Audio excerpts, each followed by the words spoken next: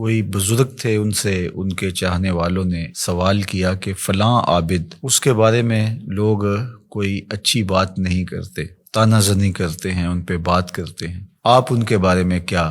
رائے رکھتے ہیں؟ تو انہوں نے جو جواب دیا وہ بہت خوبصورت تھا اور یہ ضرب المثل بن گیا۔ گفت بولے بر ظاہرش عیب نمی بینم و در باطنش غیب نمی دانم، کہ ان کے ظاہر میں تو میں کوئی عیب نہیں دیکھتا، اور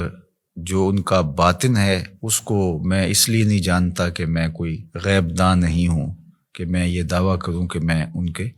اندر کو دیکھتا ہوں۔ فرماتے ہیں کہ جس شخص نے پارساؤں والا لباس پہنا ہو تو اس کو تو پارسا ہی سمجھ، چونکہ ظاہر کے مطابق تمہیں گمان رکھنے کا حکم دیا گیا ہے۔ تجھے کھودنے کی، کریدنے کی اور اس کے معاملات میں گہرا غور و تفحص کرنے کی ضرورت نہیں ہے، اس لیے کہ جو محتسب ہوتا ہے اس کو گھر کی تلاشی نہیں لینی ہوتی، وہ تو جو چیز سامنے آتی ہے اس کے مطابق ہی اس کا احتساب کرتا ہے۔ تو اگر یہ ہمارے رویے اور ہمارا طرز زندگی اور ہمارا انداز معاشرت اس طرز پر آ جائے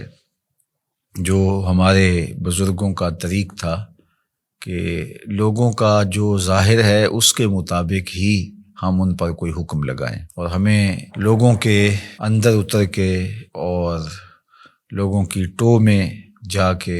گہری تفتیش کرنا اور لوگوں کو کریدنا، یہ تو بتایا ہی نہیں گیا۔ لا تجسسوا، ہمیں تو یہ کہا گیا ہے کہ تم جاسوسی نہ کرو۔ تو آج ہمارے جو رویے ہیں وہ بالکل اس کے برعکس ہیں۔ ہم وہاں تک اتر جاتے ہیں لوگوں کے حوالے سے اور بدگمانیوں کو پھر پالتے ہیں، اور پھر ان بدگمانیوں کے مطابق اپنا ذہن بنا لیتے ہیں اور پھر باقاعدہ اس کو آگے منتقل کر دیتے ہیں۔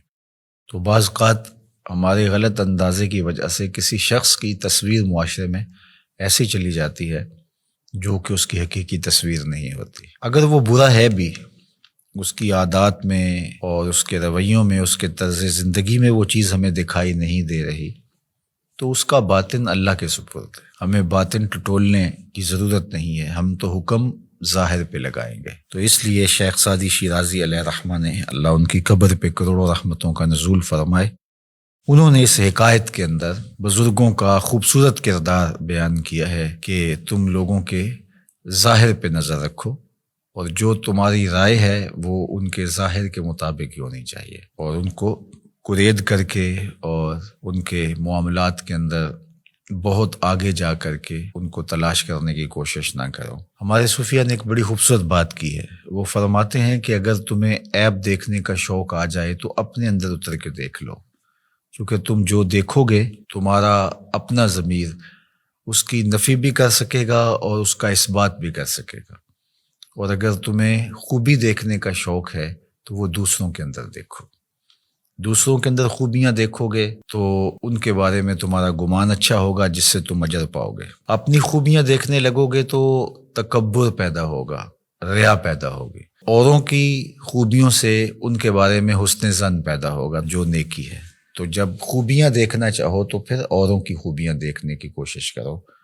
اور جب عیب ڈھونڈنے کا شوق آ جائے، تمہارے مزاج میں ہے کہ ہم نے کوئی عیب ہی تلاش کرنے ہیں،